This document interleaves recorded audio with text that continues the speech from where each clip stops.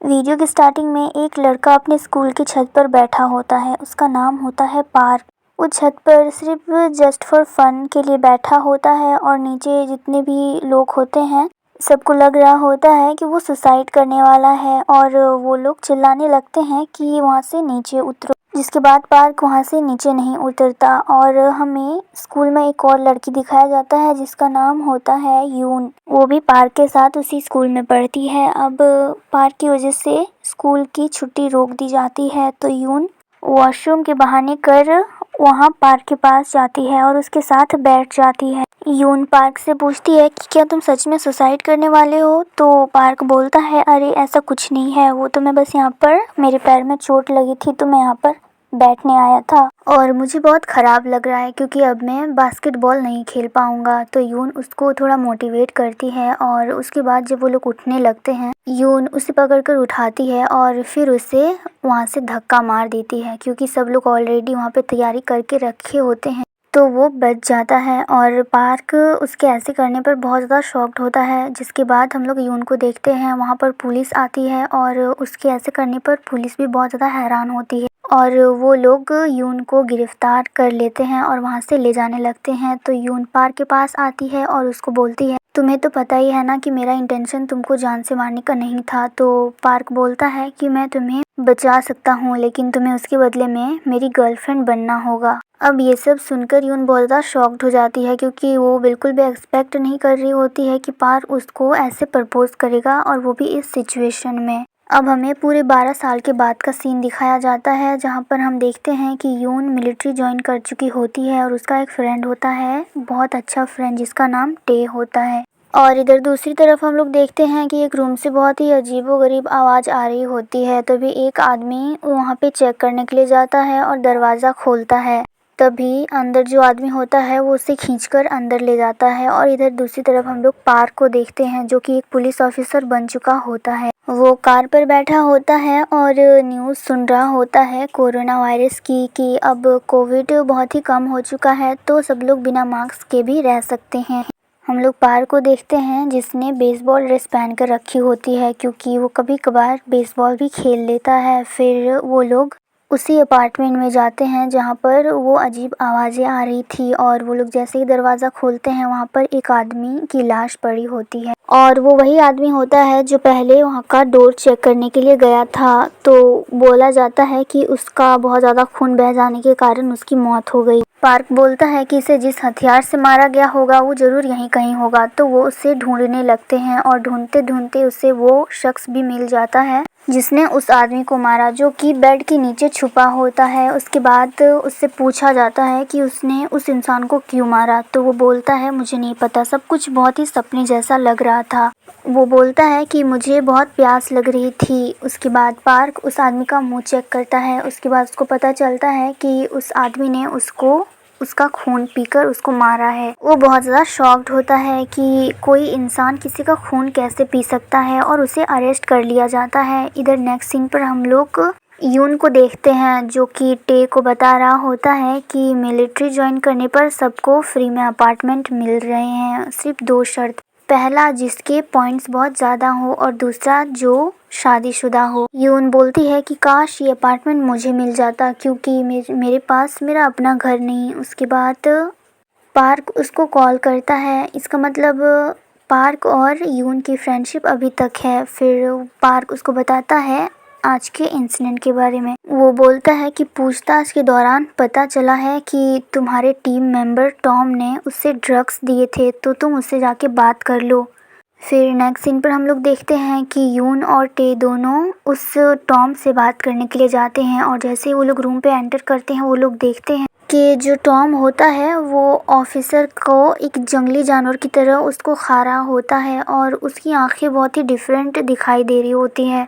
Tom को इस तरह से हरकतें करते देख यून बहुत ज़्यादा शॉक्ड हो जाती है और वो उसको रोकने पर भी टॉम नहीं रुकता है तो वो उस पर फायरिंग करने लगती है। पर उसकी गोली चलाने पर भी टॉम को कोई फ़र्क नहीं पड़ा, वो फिर भी उस पर अटैक करता है। जिसके बाद टे उसको पीछे से पकड़ लेता है और उसे रोकने की कोशिश करता है।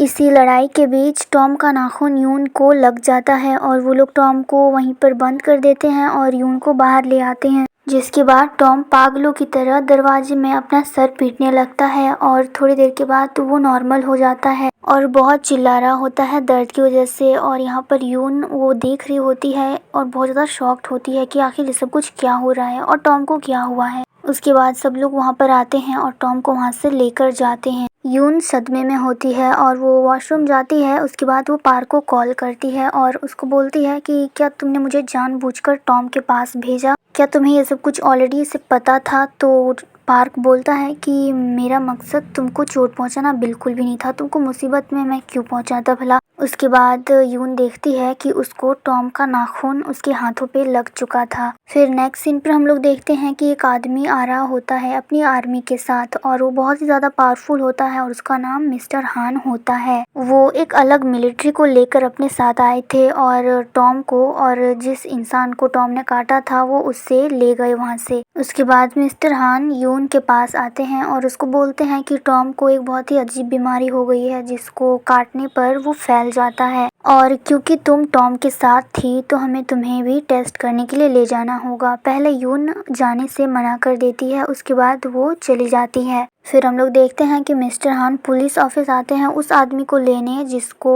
पार्क ने अरेस्ट किया था। और यहाँ मिस्टर हान की बात पार्क और दूसरे ऑफिसर जिनका नाम गोंग होता है उनसे बात हुई और मिस्टर हान उसको बताते हैं। वो बोलते हैं कि वो दोनों लोग इन्फेक्टेड हो चुके हैं और ये एक ऐसी बीमारी है जो काटने पर फैलती है। जो एक इंसान जिसको ये बीमारी हुई है वो दूसरे इंसान का खून पीता है, बिल्कुल किसी ज़ॉम्बी की तरह।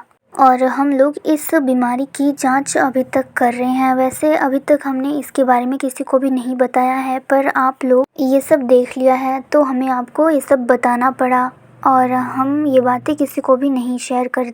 उसके बाद पार्क पूछता है कि ये ग्रीन टैबलेट क्या है, क्योंकि जिस इंसान से हमने पूछताछ की थी उसने बोला था कि ग्रीन टैबलेट खाने के बाद ही उसको प्यास लग रही थी। मिस्टर हान बोलते हैं कि ऐसा कुछ नहीं है, पर अगर फिर भी तुम्हें कुछ भी ऐसा मिलता है तो तुम उसे लेकर सीधा मेरे पास आना। मिस्टर हान के जाने के बाद पार्क सीधा उसी रूम पर जाता है जहां पर वो इंसान मिला था और वो सब जगह की तलाशी करने लगता है और फाइनली हर कोना कोना छान मारने के बाद उसे वो टैबलेट मिल जाता है और वो टैबलेट जाकर सीधा अपनी फ्रेंड को देता है और बोलता है कि तुम इस टैबलेट की जांच करो और मुझे बताओ कि ये आखिर किस प्रकार का टैबलेट है। फिर नेक्स्ट सीन पर हमें एक रिसर्च बिल्डिंग दिखाया जाता है जो कि एक बहुत ही शांत जगह पर बनी होती है और वहाँ की सिक्योरिटी बहुत ज़्यादा टाइट होती है। जहाँ पर हम यून को देखते हैं जिसकी जांच एक लड़की कर रही थी जिसका नाम जीसू होता है और मिस्टर हान यून को भी इन्फेक्टेड पीपल के बारे में सब कुछ बता देते हैं।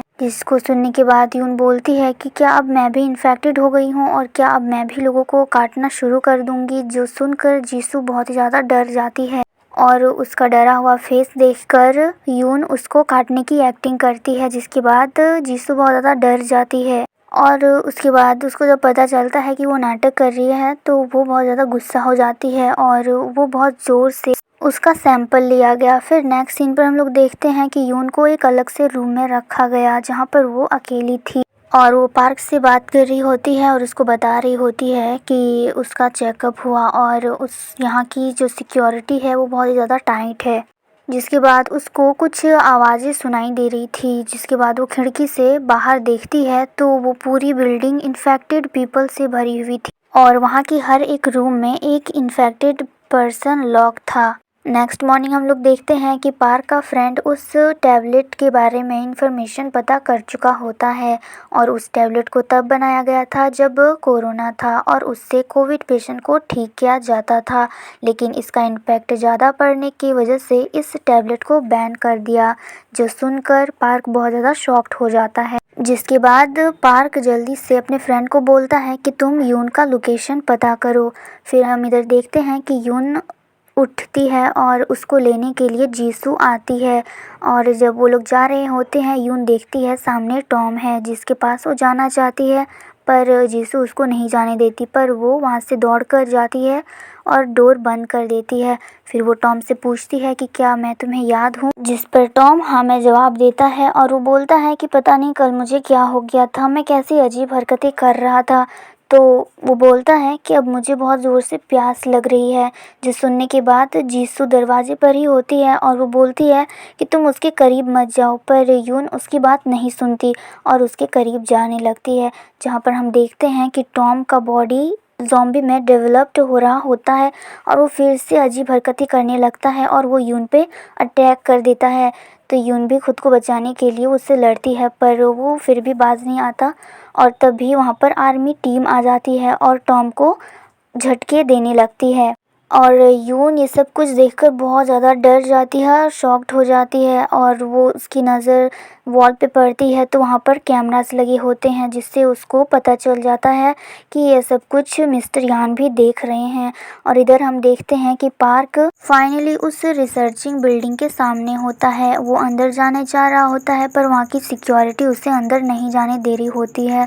तो पार्क बोलता है कि अपने बॉस को बोलो कि मैं ग्रीन टैबलेट अपने साथ लाया हूँ।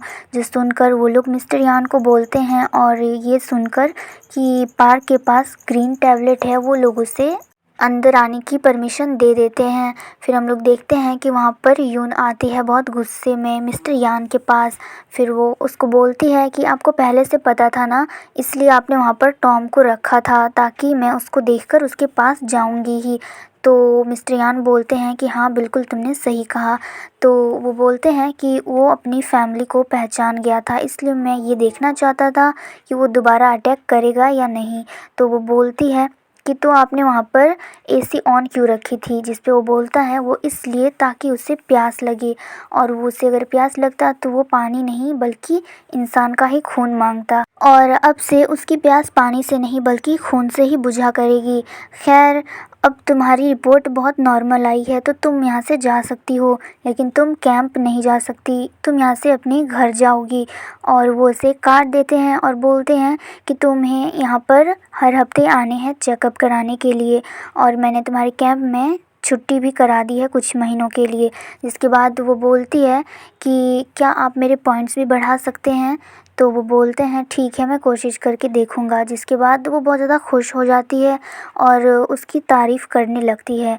फिर वो हैंड शेक करने के लिए अपना हाथ आगे बढ़ाती है पर मिस्टर यान बोलते हैं कि सॉरी मैं हैंड शेक नहीं करता। तो वो बोलती है कि मैं हैंड शेक नहीं, मैं आपसे अपना फ़ोन मांग रही हूँ। जिसके बाद वो उसे अपना फ़ोन दे देते हैं और जब यान वहाँ से जाने लगती है तो उसे रोकते हैं और उससे पूछते हैं कि क्या तुम्हारा कोई बॉयफ्रेंड है। जिस पे यान बोलती है कि ऐसा नहीं है कि मैं आपको पसंद नहीं करती, लेकिन आपकी उम्र कुछ ज़्यादा ही है। तो मिस्टर हान बोलते हैं कि मैं अपनी बात नहीं कर रहा हूँ, मैं बस तुम्हें याद दिलाना चाहता हूँ कि अपार्टमेंट के लिए तुम्हें शादीशुदा होना ज़रूरी है, तो ये अच्छा होगा कि तुम अपने शादी की तैयारी जल्दी से कर लो। तो वो बोलती है ठीक है मैं देखती हूँ। उसके बाद वो वहाँ से चली जाती है। वो वहाँ से बाहर आती है तो जीसू से अपने कपड़े मांगती है तो वो बोलती है कि उसके कपड़े जला दिए गए हैं। वो उसको ये सब बोल ही रही होती है तभी वहाँ पर पार्क आता है और उसको बोलता है कि तुम ठीक तो हो। जिसके बाद यून फिर से ज़ॉम्बी बनने की एक्टिंग करती है। जिसके बाद जीसू बहुत ज़्यादा डर जाती है, वो इतना डर जाती है कि वो अपना स्टिक तक उठा लेती है यान को मारने के लिए। फिर यून बोलती है कि देखा मुझे पता था तुम्हें अब भी मुझ पर ट्रस्ट नहीं है। जिसके बाद पार्क यून को बोलता है कि तुम यहाँ पे थोड़ा सा वेट करो। फिर पार्क मिस्टर यान के पास जाता है, उसको ग्रीन मेडिसिन देता है और वहाँ से वापस आने लगता है। यून वहीं पर खड़ी होती है और वो पार्क को देख रही होती है और वो पार्क के बारे में बोल रही होती है कि ये मेरा बहुत अच्छा फ्रेंड है और इसने मेरी हर मुसीबत में मेरा साथ दिया है। उसके बाद पार्क उसके पास आता है तो यून उससे पूछती है कि क्या तुम्हारी कोई गर्लफ्रेंड है, जिस पे पार्क बोलता है नहीं। फिर वो बोलती है कि क्या तुम सोते वक्त खर्राटे लेते हो, जिस पे भी पार्क बोलता है नहीं। फिर यून उसे डायरेक्ट प्रपोज कर देती है, जो सुनने के बाद पार्क तो बहुत ही ज़्यादा शॉक्ड रह जाता है। फिर पार्क वो दिन याद करने लगा जब स्कूल में उसने यून को प्रपोज किया था अपनी गर्लफ्रेंड बनने के लिए, बट यून ने उसको क्लियरली मना कर दिया था। फिर प्रेजेंट में वो बोलता है कि अरे उस दिन स्कूल में मैंने तुमसे मजाक किया था। तो यून बोलती है कि पर मैं मजाक नहीं कर रही हूँ, चलो ना जल के शादी कर लेते हैं। जो सुन के यून तो बस शॉक्ड वहाँ पे खड़ा रह जाता है। फिर नेक्स्ट सीन पर हम लोग देखते हैं कि वो दोनों बाहर आकर बैठते हैं। तो पार्क यून को बोलता है कि मुझे अच्छे से पता है तुम सिर्फ अपार्टमेंट के लिए शादी करना चाहती हो। तो यून बोलती है, अरे ऐसा कुछ नहीं है, मैं तुम्हें सच में लाइक करती हूँ और इसी बहाने अपार्टमेंट भी मिल रहा है, तो चलो ना चल के शादी कर लेते हैं। तो वो बोलती है कि प्लीज़ तुम मेरे फेक हस्बैंड बन जाओ। वो बहुत ज़्यादा रिक्वेस्ट करती है। तो पार्क भी उसके लिए फेक हस्बैंड बनने के लिए रेडी हो जाता है और कहीं ना कहीं पार्क भी यून को लाइक करता है सीक्रेटली। और इधर हम लोग देखते हैं कि जो ज़ॉम्बी वायरस होता है वो धीरे धीरे फैलते जा रहा होता है, क्योंकि कोई उस ग्रीन टैबलेट को पब्लिकली बेच रहा होता है। और जब रिपोर्टर्स इसके बारे में पूछताछ करते हैं तो मिस्टर यान इसके बारे में कुछ भी नहीं बताते और वो उस रूम में जाते हैं जहाँ पर एक आदमी ज़ॉम्बी बनकर बहुत लोगों को मार दिया था। वो वहाँ पर जाके उसकी हालत देखते हैं और इंटरनेट में भी वहाँ की वीडियो फैल चुकी होती है। किसी ने इन्फेक्टेड पेशेंट की वीडियो बनाकर इंटरनेट पर पब्लिक कर दी होती है और वो वीडियो टे देख रहा होता है। और तभी वहाँ पर यून आती है। तो टे उससे पूछता है कि तुम मुझे बताओ कि आखिर ये सब कुछ क्या हो रहा है। जिसके बाद यून बोलती है कि मिस्टर यान अपनी पूरी कोशिश कर रहे हैं टॉम को ठीक करने की। फिर वो बोलते हैं कि अभी मुझे 6 महीने की छुट्टी मिली है और उसके साथ ढेर सारा पॉइंट्स भी मिला है और मैं पार्क के साथ कोर्ट मैरिज कर रही हूँ। अब इसके साथ मुझे अपार्टमेंट फ्री में मिल जाएगा। टेयुन को कॉन्ग्रेट्स करता है पर उसे बहुत अजीब लग रहा होता है। फिर वो एक रूम में जाता है और वहाँ पर वो अपनी गर्दन देखता है जहाँ पर उसे भी यून की तरह नाखून के निशान लगे थे। और ये निशान उसे तब लगा था जब वो एक इन्फेक्टेड पर्सन को शांत कर रहा था। तभी वो बहुत ज़्यादा घबरा जाता है और परेशान हो जाता है। फिर तभी वहाँ पर यून आती है और वो जैसे ही अंदर आती है टे अपना गर्दन का निशान छुपा लेता है और वो बोलता है कि मैं बहुत ज़्यादा परेशान हूँ टॉम के लिए और उस ऑफिसर के लिए, क्योंकि उन दोनों को ही अपनी फैमिली से मिलने नहीं दिया जा रहा था। और मैंने ये भी सुना है कि उस रिसर्चिंग बिल्डिंग में जो कोई भी जाता है कोई भी वहाँ से वापस नहीं आता है। तो यून बताती है कि नहीं ऐसा कुछ नहीं है, मैं भी तो उस रिसर्चिंग बिल्डिंग पर गई थी और देखो मैं बिल्कुल वापस आ गई हूँ सही सलामत। तो टे बोलता है कि वहाँ से सिर्फ तुम वापस आई हो और कोई भी नहीं, सिर्फ तुम। जो सुनकर यून तो बहुत ही ज़्यादा शॉक्ड हो जाती है और उसे बहुत अजीब भी लग रहा होता है। फिर नेक्स्ट सीन पर हम लोग देखते हैं कि यून फाइनली अपने अपार्टमेंट पहुंच जाती है। वो लिफ्ट पर चढ़ती है तो उसके साथ एक और इंसान चढ़ता है जिसका नाम किम होता है। वो बहुत ही अजीब होता है और कोरोना ख़त्म होने के बावजूद भी मास्क पहन कर रखता है और दूरी बनाकर वो यून को मास्क देता है पहनने के लिए। और जब यून मास्क पहन रही होती है वो नोटिस करता है कि यून मिलिट्री से है, जिसकी हुडी पर स्पेशल ऑपरेशन यूनिट लिखा होता है, जिससे वो बहुत ज़्यादा इम्प्रेस होता है। और वो बोलता है कि क्या तुम मेरे लिए सेम ऐसे ही हुडी ला सकती हो, क्योंकि ये मार्केट में मिलना बहुत ही ज़्यादा मुश्किल है। जिसके बाद यून बोलती है कि ये मुश्किल तो है पर मैं कोशिश करके देखूँगी। फिर वो किम को वहाँ से बाय करके चली जाती है। फिर यून अपने रूम पर एंटर करती है और वो बहुत ज़्यादा खुश होती है और वहाँ पर पार्क होता है जो वॉल पर उस दिन की पिक्चर लगा रहा होता है जिस दिन वो दोनों फर्स्ट टाइम मिले थे। और वो लोग जैसे ही साथ में थे मिस्टर गोंग ने उन लोगों की फ़ोटो क्लिक कर ली थी। और पार्क बोलता है कि जब कोई रिसर्चिंग टीम आएगी तो वो उससे डाउट नहीं होगा और उसे यकीन आ जाएगा कि हम लोग मैरिड हैं।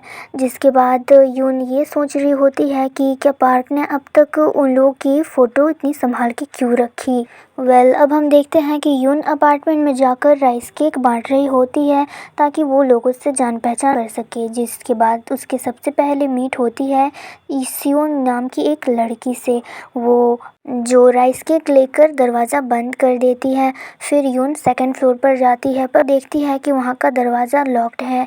जिसके बाद वो छोटी बच्ची वहाँ पर आती है और बोलती है कि सेकंड फ्लोर का दरवाज़ा हमेशा बंद ही रहता है, क्योंकि वो लोग नहीं चाहते कि फर्स्ट फ्लोर के लोग ऊपर ना आए, क्योंकि नीचे के अपार्टमेंट फ्री में मिले हैं। जो बात यून को बिल्कुल भी अच्छी नहीं लगती है और वो दरवाजे को अपने पैर से लात मारकर खोलती है और वो बोलती है कि कि ये तो रूल्स के बिल्कुल ही खिलाफ है और ये बात इन अमीरों को पता होनी चाहिए। उसके बाद वो उस छोटी बच्ची जिसका नाम सियो यून होता है उसको बाय करके वहाँ से चली जाती है। हम देखते हैं कि वो छोटी बच्ची काफ़ी ज़्यादा इम्प्रेस होती है यून के स्टाइल से।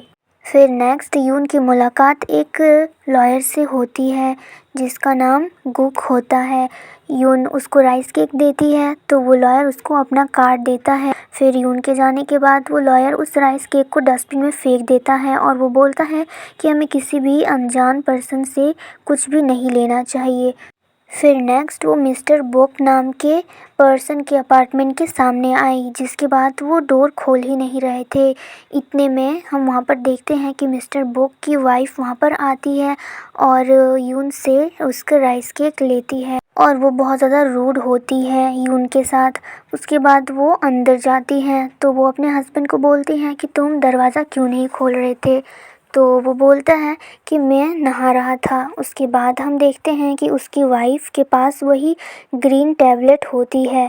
क्योंकि उसे उसके बारे में पता नहीं होता है तो वो उस टैबलेट को खा लेती है। उसके बाद उसका हस्बैंड अपनी वाइफ की तारीफ़ करता है और उसे वहाँ से ले जाता है और हम बेड के नीचे देखते हैं उस मिस्टर गोक की गर्लफ्रेंड होती है। फिर यून राइस केक बांटकर वापस अपने अपार्टमेंट पर आती है और वो प्लानिंग करने लगती है कि हमें कौन सा चीज़ कहाँ रखना चाहिए, क्या लगाना चाहिए। फिर वो बोलती है कि मैं आज बहुत ही ज़्यादा खुश हूँ। फिर जब वो सोने जाते हैं तो वो बताती है कि मेरा हमेशा से एक सपना रहा है कि मेरा खुद का अकेला घर हो। वो बोलती है कि शुरू से ही मैं हमेशा रेंट पर रही हूँ जिसकी वजह से मेरे पेरेंट्स बहुत ज़्यादा लड़ाई करते थे, जिसकी वजह से मैं कभी कभार अपने पापा की वैन पर ही सो जाती थी। और ये सब बोलते बोलते यून सो जाती है जो पार्क देखकर बहुत ज़्यादा खुश होता है और स्माइल करता है। फिर वो उससे प्यार से ब्लैंकेट ओढ़ा देता है और वो अपने बेड पर सो जाता है और वो बहुत ज़्यादा खुश होता है कि फाइनली वो उस इंसान के साथ सो रहा है जिसे वो स्कूल टाइम से ही लाइक करता आ रहा है। फिर आधी रात को जब दोनों सो रहे होते हैं उनके ऊपर के अपार्टमेंट से बहुत ही आवाज़ें आ रही होती है जिसकी वजह से उन दोनों की नींद टूट जाती है और ये एपिसोड यहीं पर ख़त्म हो जाता है। आई होप कि आपको वीडियो पसंद आई होगी। Thanks for watching.